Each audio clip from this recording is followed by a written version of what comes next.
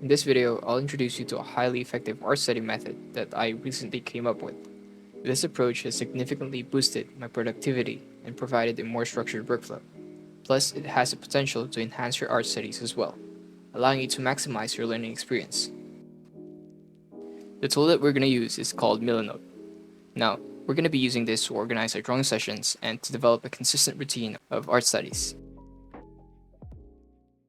Alright, if you're anything like me, you might find that your creative process tends to lean towards the messy and disorganized side. As an artist, there are advantages in chaos, but sometimes you just wish that there was a way to streamline and bring order to your creative adventures. Well, that's where Milanote comes into play. Being creative often means leaving a trail of unorganized ideas and projects. It's part of the artistic process, but I realized that a bit of organization can go a long way, especially when you're self-taught and trying to be better. Discipline starts with getting your schedules and routine in order, and Milanote will help you do that.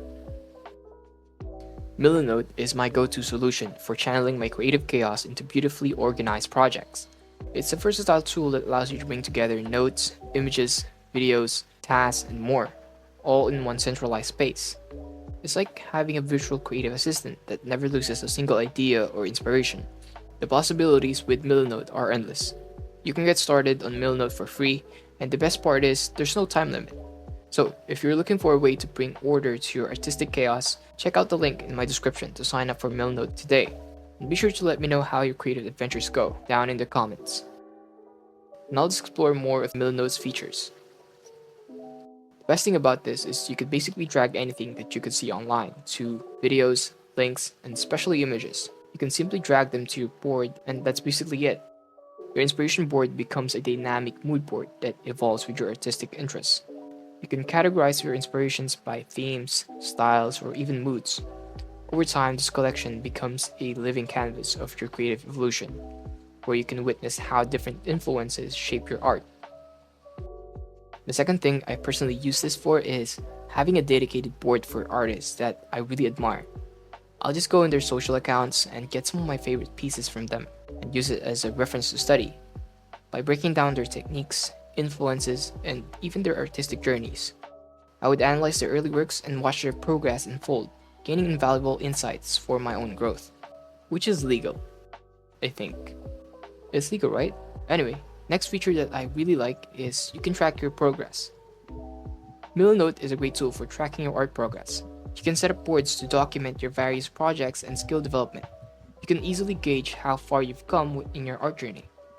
Each board becomes a visual timeline of your growth, showcasing your evolving techniques, styles, and creative concepts.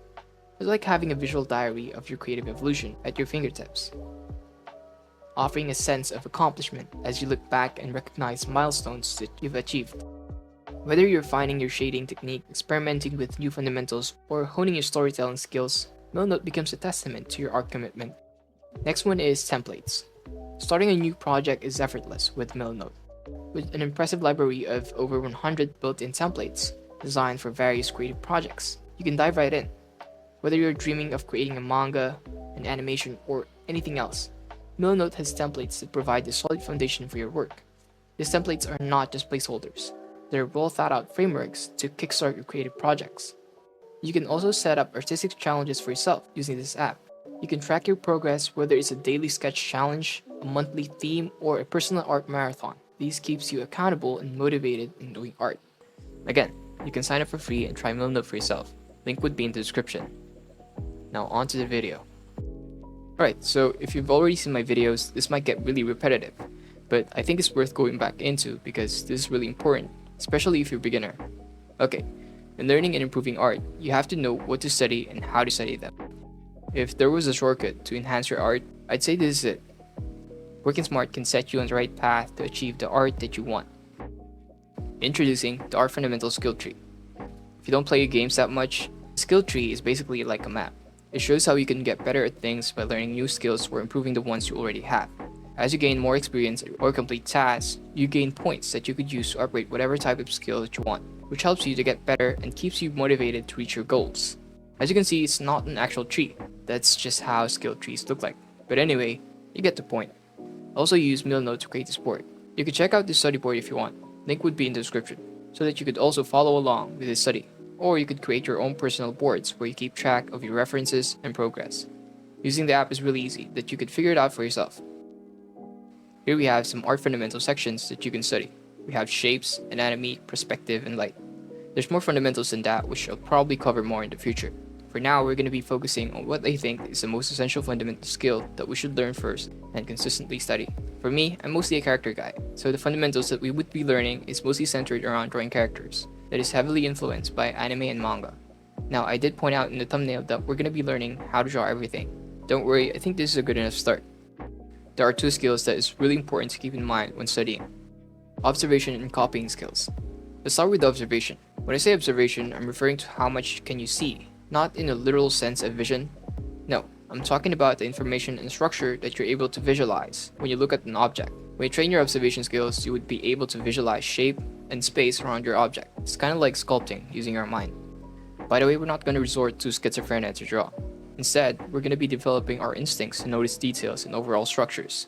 It's basically a combination of knowledge and a trained eye, seeing both how the object works and how it looks. Next skill would be copying. Copying is my main approach to learning. Most of my drawings are a blend of various artworks that inspires me. You can start copying really simple references like anime or anything that's not complicated, just to get a feel for copying and observing. But if you want to get more challenge, you can learn straight from real life, but I recommend doing this when you have a decent art fundamental knowledge. Learning how to copy effectively is quite straightforward. You just need to observe carefully and practice regularly.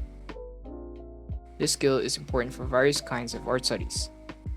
You can learn and figure out a lot just by copying stuff like works from various artists, observing and dissecting how they craft their masterpieces, and get ideas on how to construct yours. By copying many different examples, you can eventually learn to create things from your imagination. The time it takes to get really good at this can vary a lot. It might take as long as 50 years or much faster.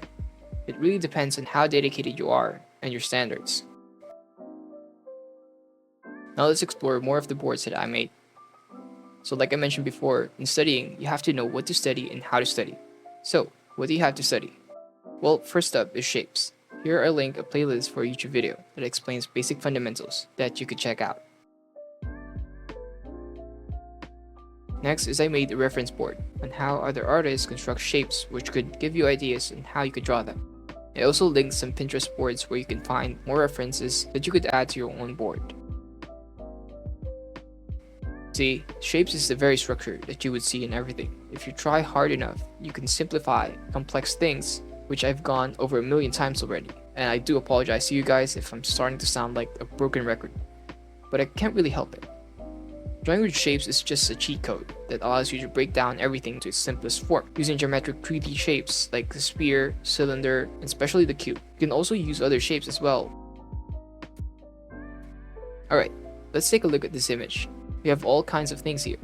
For beginners, you might think that these are really complicated subjects that seems difficult to replicate. And you're right, but we're still going to try, starting with a tomato. It looks very complex, but if you understand how the structure of 3D shapes doesn't have to be complicated.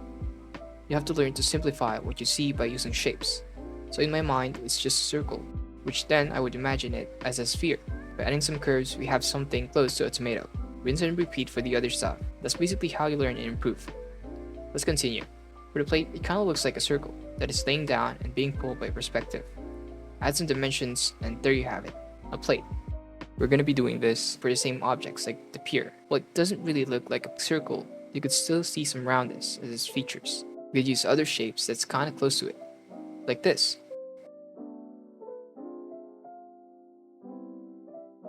And then for the brush, we could simply break it down to simple parts and simplify using multiple shapes like a thin cube for the brush and then some other shapes for the handle. Next we have a literal cube. That's just it. And lastly, the table, which is a rectangle or a cube. Also, the cloth is kind of random. It doesn't really rely on any shapes. I usually just copy the overall silhouette. And that's basically how I study.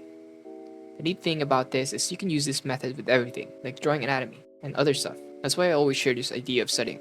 It's my shortcut to learning how to draw everything. Breaking it down to its simplest form solves most of your problems like proportions and overall structure. We'll cover other basic fundamentals later. Studying structure will do for now. After doing some studies, you can store your sketches on a progress board that you should try to fill up every day. You can put how much sketches you like, as long as you do one every day, because that's how you improve. Next fundamental you can study is anatomy. This is the fundamental that you need to learn if you want to draw characters. There's 3 types of practice that I keep in mind when I practice this fundamental. We have gesture, mannequin sketches, and anatomical structures. Gesture drawing is pretty easy. You can do this on a paper or digital. You can even do it on a rock if you want to.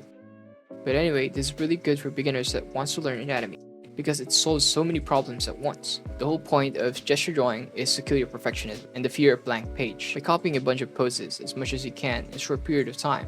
Again, it doesn't have to be perfect. You could do it loosely as long as you get the whole body figure. For me, a figure is composed of a head, torso, hips, arms, and legs. The more you study anatomy, the better your gestures would be, because you would eventually add some anatomical structure to the basic figure that you're working on. This really helped me learn how to draw full body characters. The key here is speed. When I started, I usually do 1 to 2 minutes. You could go faster if you wanted to develop your instincts and get used to analyzing the human body quickly. For me, I've been drawing gestures for a long time. I've developed a different way of doing gestures. Now it takes me a lot longer than 2 minutes because I keep integrating proper anatomical structure to every pose that I draw. My biggest mistake was working on a single pose for too long because I was so hyper-focused on facial structures, and I usually start from the head down. If you're a beginner, I recommend drawing the whole pose first as quickly as you can. As you gain experience and gain knowledge about anatomy, you can decide how much time and details you want to put in a single pose, and even develop your own style of doing gestures. I know there's no rules in doing art, but if you want to achieve something specific, you gotta learn and practice specific stuff. Next up is mannequin sketches. This mostly applies to human bodies, but it's also applicable to everything like animals, objects, and nature, since it's basically drawing shapes to simplify your object. Now, this phase is all about mastering those solid shapes to construct the human form, much like a mannequin, but it's not just about those blocky shapes. We're also applying the techniques that we've learned from doing gestures. This blend ensures that our mannequin don't end up looking stiff as boards. But if you're just starting out, it's perfectly fine to make your figure stiff, as long as you get something close to a human body. Now, in drawing with mannequin, this is where your shape knowledge and spatial visualization skills really come into play. It's like sculpting with lines, but on paper. Now, knowing this won't make you instantly better, but it does help you get started. To improve this, you need to constantly practice drawing shapes every day to gain mastery over it, and that's not much of a surprise, isn't it? However, here's what I'm always saying. Don't just aimlessly draw. Instead, draw with a purpose in mind. Set specific goals like improving your grasp of proportions or capturing different angles.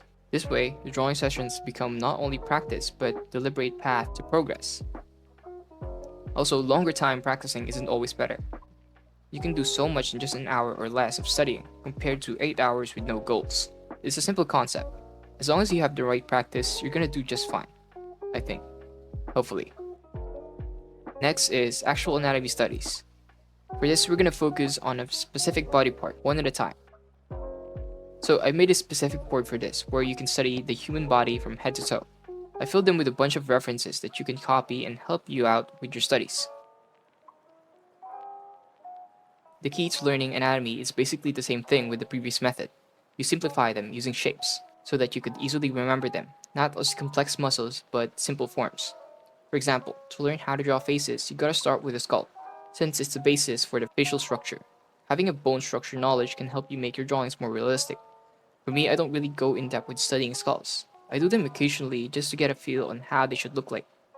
But it depends on your preference. If you like more realistic art, I highly recommend studying how bone structure influences the outside of the human body. My art is kinda stylized, so I don't strictly follow the normal human face structure. But then again, I already know the rules enough to know how to break them properly. And my art still contains fundamental structure one way or another, so don't sleep on fundamentals. Other tip for studying body parts is you don't have to remember all the fancy names for their body parts. It's helpful to know some of them, but what really matters is getting familiar with where they go, how they connect, and how they influence one another, and also what they look like. So, focus on understanding the basics rather than memorizing complicated names. Get a feel for how the body is put together, and eventually your drawings will look better and feel more lifelike.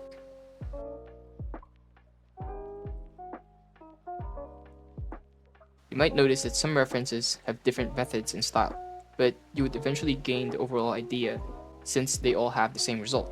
There are countless ways that you could draw, but there's only a few that could help you achieve what you want. It's all about trying and figuring it out for yourself. There are endless of art out there that you could learn and take ideas from. But eventually you'll develop your own method of solving creative problems to see what works and what doesn't. There's no failure, only experience. Make sure to enjoy it as you go and make it worthwhile. And that's it. Thanks again to Milanote for this collaboration. And yeah, I hope you find this helpful, and I'll see you next time. Peace.